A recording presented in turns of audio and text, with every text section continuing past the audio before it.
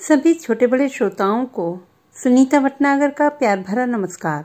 Audio stories के हमारे channel कहानी जगत में आप सभी का स्वागत है। हिंदी कहानियों की श्रृंखला में आइए आज सुनते हैं राजेश त्रिपाठी जी द्वारा रचित कहानी पगली। बांसुरी की मीठी आवाज सावन की रिमझिम बरसात वाली उस रात को जैसे दुख के सागर में डुबो रही थी। रोज की तरह बिंदा ने फिर कोई दुख भरी तान बांसुरी पर छेड़ दी थी। उसके स्वरों से जैसे उसका दर्द बोल रहा था। पिछले 3 साल से वह दिन रात जंगलों की खाक छानता फिर रहा था। ऐसा लग रहा था जैसे उसका कुछ खो गया है, जिसकी तलाश में वह पेड़ पौधों खेत खलिहानों में मारा मारा फिरता है। उसे न तन की फिक्र है न मन की। खाना कोई सामने रख दे तो 1-2 कौर मुंह में डाल लेता है और फिर अपनी बांसुरी और अपने गम में मस्त हो जाता है। कुछ लोग उसकी बांसुरी की तान सुनकर उसके दर्द से जुड़ जाते थे। भगवान को कोसते जिन्होंने इतने अच्छे कलाकार को आज लोगों के उपहास का विषय बना दिया था। बांसुरी की वह मीठी तान बाबू प्रताप सिंह की नींद में खलल डाल गई। वह करवट बदलते हुए बड़बड़ाए, कमीना तानसेन की औलाद कहीं का, रोज रात को पैं पैं करके नींद हराम कर देता है। पता नहीं इसे सांप बिच्छी का भी डर नहीं लगता और रात रात भर बन बीहड़ में भटकता रहता है। अब गई आज की नींद। बांसुरी की उस मन भावन आवाज के बीच बीच में एक आवाज लगातार सुनाई देती रहती, ए उधर नहीं जाना, उधर बहुत बन जंजाल है, आओ इधर आओ। यह चंपा थी, बिंदा की पत्नी, जिसकी रातें अब जंगल के हवाले हो गई थी और दिन कभी न रुकने वाले आंसुओं के। पागल पति की देखभाल जो करनी पड़ती थी, वह दिन रात उसके पीछे साए की तरह लगी रहती थी। इस बात का डर था कि पता नहीं कब कौन सी दुर्घटना हो जाए। उसे वन बीहड़ में इस तरह रात बेरात फिरते देखकर गांव की महिलाओं में तरह तरह की चर्चाएं होने लगी थी। कुछ तो यह कहने से भी नहीं चूकती थी कि यह पहाड़ से जिंदगी किस तरह काटेगी। कल को बिंदा को कुछ हो गया तो यह क्या करेगी? चढ़ती जवानी है, कैसे अपने आप को शौहदों की भूखी निगाहों से बचाएगी? कुछ लोग तो बिंदा के पागल होने के पीछे भी कई तरह की कहानियां कहते थे। चंपा का सुख चैन पति के पागलपन ने छीन लिया था। उसने तमाम वैद्य हकीम दिखाए, मंदिरों की चौखट पर माथा टेका, गंडे तावीज बंधवाए, लेकिन बिंदा तो जिंदगी की राह से ऐसा भटका कि फिर वापस ही नहीं आ सका। भाई उसकी फिक्र ही नहीं करते थे। वे चाहते थे कि वह सलट जाए तो कम से कम जायदाद में हिस्सा बंटाने वाला तो कम हो जाएगा। बावला हो गया था बिंदा। मन में जब जो आता बकता। आकाश में जाते हवाई जहाज की ओर देखता और कहता, भैया जानते हैं ये सारे जहाज मेरे हैं। मैं जब चाहूं इन्हें यहाँ उतार कर लंदन पेरिस कहीं भी जा सकता हूँ। दिल्ली में मेरा ही राज है। मैं कुछ दिन में ही गरीबों का दुख दूर कर दूंगा। आप जानते हैं गांव के जमींदार बाबू बहुत खराब हैं, बहुत जुल्म करते हैं, बहुत खराब हैं, बहुत खराब हैं। सुई अटके रिकॉर्ड की तरह यही बड़बड़ाता रहता बिंदा, और उसकी आंखों में उभर आता एक अनजाना खौफ, एक अनकहा दर्द।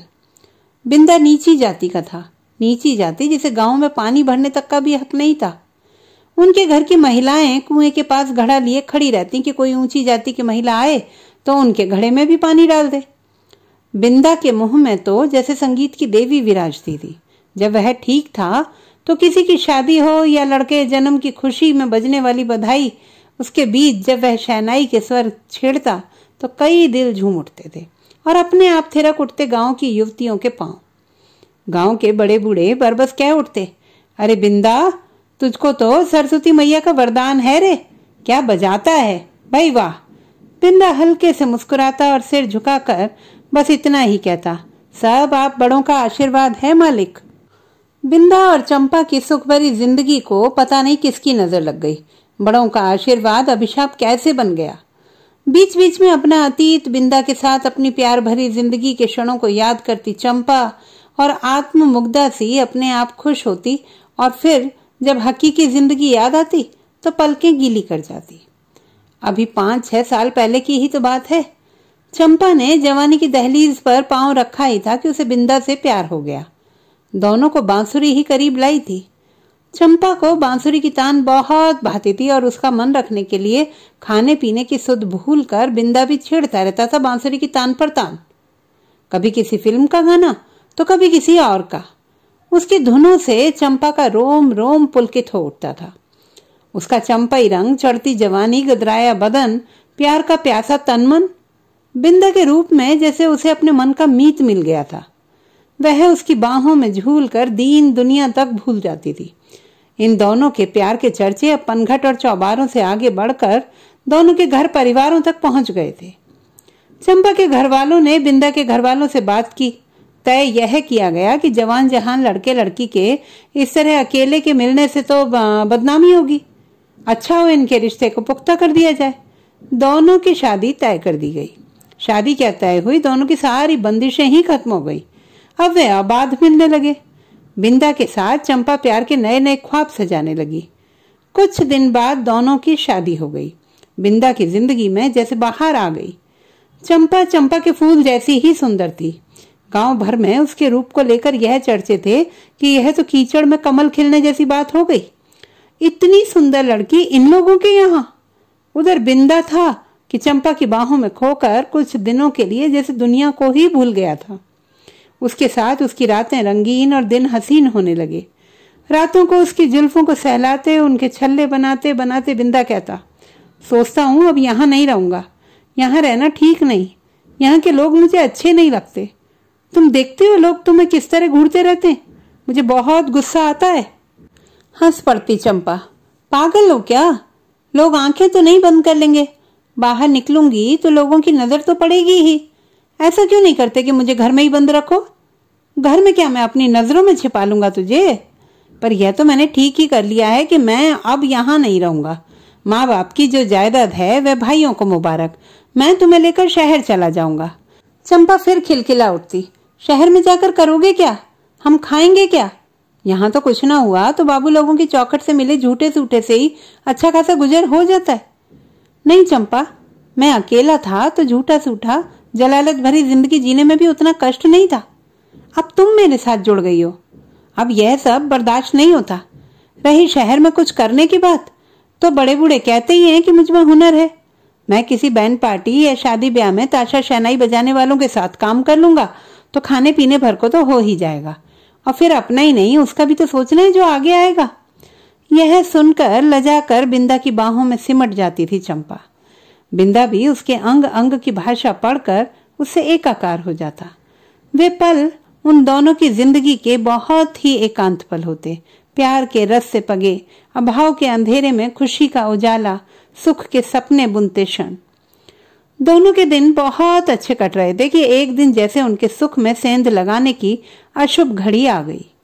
आ क्या गई, जैसे भूल बिंदा से ही हो गई। वह अपनी पत्नी चंपा को बाबू प्रताप सिंह की ड्योढ़ी में आशीर्वाद दिलाने ले गया। उनका दिया ही तो खाते थे वे लोग, उनकी ही दी जमीन पर घर बनाया था, मालिक थे वे उनके। चढ़ी जवानी वाली चंपा का गदराया यौवन देखकर अधेड़ बाबू प्रताप सिंह के दिल में बिजलियां कौंध गईं। आंखों में एक शरारती चमक उभर आई। चंपा का रूप यौवन जैसे उनके अंग अंग में एक नशीली स्फुरन भर गया।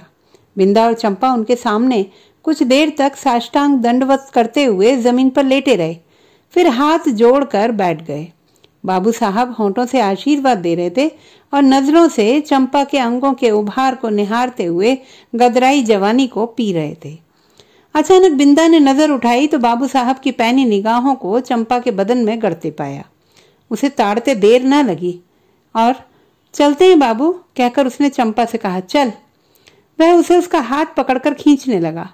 वापस लौटते लौटते बाबू साहब के बोल जैसे उसके शरीर में नश्तर की तरह चुभे। अरे बड़ा तकदीर वाला है रे बिंदा, क्या चीज जुटाई है? यह तो साला वही बात हो गई कि वो क्या कहते हैं कि गुलफाम को मिल गई सब्ज परी। बाबू साहब ने ठहाका लगाया। बिंदा को यह ठहाका भीतर तक हिला गया। रास्ते में वह चंपा से बोला, मैं कहता हूं ना कि अब यहाँ रहना ठीक नहीं है। ये बाबू साहब लोग अच्छे नहीं हैं, इनकी नजर ही खराब है। लोगों की बहू बेटियों को कभी अच्छी नजर से नहीं देखते। चंपा कुछ नहीं बोली। उस रात अभी बिंदा और चंपा की आंख लगी ही थी कि बाहर जोर जोर से कुत्तों का भौंकना सुनकर उनकी नींद टूट गई। उन्हें अपने आंगन में धम धम कर 4-5 लोगों के कूदने की आवाज सुनाई दी। वह कुछ समझे इससे पहले ही उनके कमरे का दरवाजा टूट चुका था और चंपा 4-5 लोगों की बाहों में थी।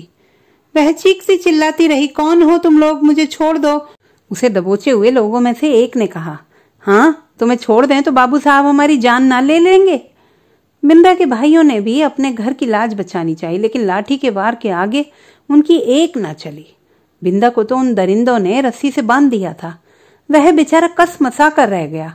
उसकी निगाहों के सामने से उसकी प्यारी चंपा को बाबू साहब के लोग उठा ले गए। वह रात चंपा के लुटने की रात थी, वह खौफनाक रात। उस दिन जैसे उसके पोर पोर, उसके पूरे वजूद को एक बनेले सांड ने रौंद और कुचल डाला था। उसे लगा बिंदा के साथ देखे सारे सुख सपने उस रात बाबू साहब की कोठी में ही दफन हो गए।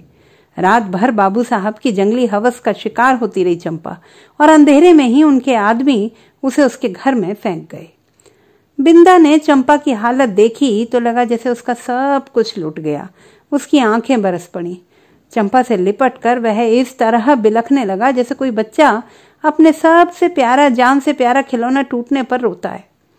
उसने मन ही मन तय कर लिया कि वह गांव की पंचायत में इस जाति की शिकायत करेगा। जाने कैसे बाबू साहब को भी इस बात की आशंका हो गई कि बिंदा चुप नहीं बैठेगा। वे अपने 2-4 गुर्गों के साथ सुबह ही बिंदा के घर जा धमके और राइफल चमकाते हुए बोले, साला जो कुछ हुआ है उसके बारे में मुंह खोला ना तो मुझसे बुरा कोई ना होगा। हलक में राइफल डालकर सारी गोली अंदर उतार दूंगा। भलाई इसी में है कि खामोश रहो और हमारे गुलाम बनकर जियो। मालिक, आपने तो बड़ा जुल्म किया, हमारी बहू बेटियों तक पहुंच गए आपके हाथ। अभी बिंदा की बात खत्म ही हुई थी कि बाबू साहब की राइफल के बट के प्रहार ने उसका सिर फाड़ दिया। लहू लुहान हो गया बिंदा। पति के सिर से खून बहते देखकर बिलख पड़ी चंपा। बाबू साहब, मैं आपके पैर पड़ती हूँ, इसे माफ कर दीजिए, यह पागल है। और उस दिन से खामोश हो गया बिंदा। वह लोगों की ओर कातर दृष्टि से ताकता, न कुछ बोलता, न किसी बात का जवाब देता। कुछ दिन तक तो उसने खाने पीने तक को हाथ नहीं लगाया। वह लगातार आंसू बहाता रहता और चंपा पर नजर पड़ते ही दहाड़ मार कर रो पड़ता। उस दिन के बाद फिर वह कभी ठीक नहीं हुआ। इसके बावजूद बाबू साहब के जुल्म खत्म नहीं हुए। जब तब उनके आदमी चंपा को उनकी मौज मस्ती के लिए उठा ले जाते। बिंदा की हालत दिन पर दिन बिगड़ती चली गई। जिसने जहां बताया वहीं चंपा बिंदा को ले गई, लेकिन उसकी हालत नहीं सुधरी। फिर एक दिन जो वह बांसुरी लेकर घर से निकला तो फिर वापस नहीं आया। तभी से चंपा भी उसके साथ वन वन भटकने लगी। एक सुबह लोगों ने चंपा को दहाड़े मारकर छाती पीट कर रोते हुए पाया। उसके सामने बिंदा की लाश पड़ी थी जो नीली पड़ चुकी थी। उसने रोते रोते लोगों को बताया कि रात को बिंदा को किसी जहरीले सांप ने काट लिया और वह तड़प तड़प कर कुछ पल में ही दम तोड़ गया। लोगों ने उसे लाख समझाया बुझाया, लेकिन वह तब तक लाश से चिपटी रोती रही जब तक कि उसे नदी में नहीं बहा दिया गया। उसके बाद से जैसे बिंदा की बीमारी चंपा को लग गई। कुछ दिन वह खामोश रही, फिर कभी रोने तो कभी अकारण ही हंसने लगती। लोग उसे पगली कहकर बुलाने लगे। लड़के उस पर पत्थर फेंकने लगे। यह सब देखकर वह कभी हंसती और कभी जोर जोर से रोने लगती। उसके घर वालों तक ने उसकी सुध नहीं ली। वह दर दर मारी मारी भटकती रहती। न खाने का होश, न पीने का। फटे कपड़े, बिखरे बाल, फूल सी दिखने वाली चंपा सूख कर कांटा हो गई थी।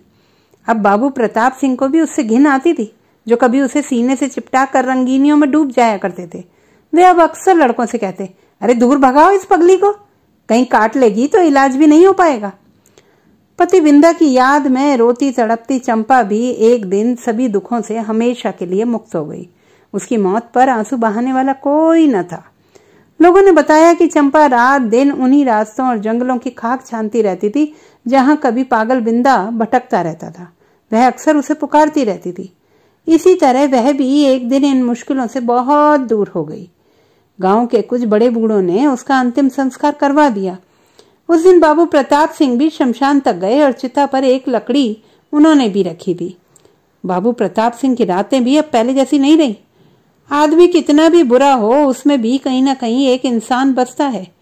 बाबू प्रताप सिंह का भी सुख चैन छिन गया था। लोगों ने बताया कि अब वे ड्योढ़ी से बाहर नहीं निकलते और पिछले कुछ अरसे से बीमार हैं, दवाओं के सहारे टिके हुए हैं। तो दोस्तों, ये थी हमारी आज की कहानी। आपको कैसी लगी कमेंट बॉक्स में लिखना ना भूलें। चैनल को सब्सक्राइब करें, लाइक करें और मित्रों के साथ शेयर करें।